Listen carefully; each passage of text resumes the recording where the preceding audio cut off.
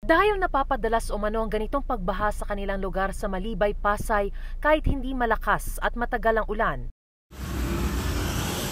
nagpatulong na sa City Hall ang Barangay 173 para mainspeksyon ang isang imbornal doon. Laking gulat nila sa nakuha. Dito nagbandirita sa ilalim ng imbornal. May malaki ring tubo na kinailangan pang putulin para mailabas. Binabari ng isang lalaki ang imbornal para mano-manong kunin ng mga bara na higit pa sa putik at basura. Naiwan po yung isang tubong malaki at saka yung mga sako ng buhangin na nagsanhi po ng pagbara at hindi po nakadaloy ng maayos ang tubig. Iniwan po.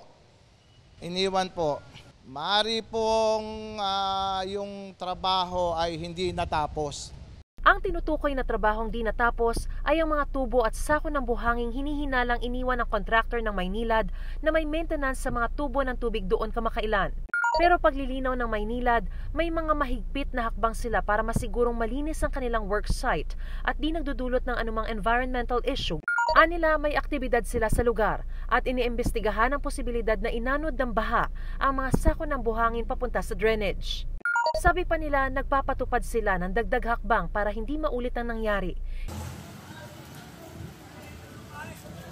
Iba kasi yung tubo doon.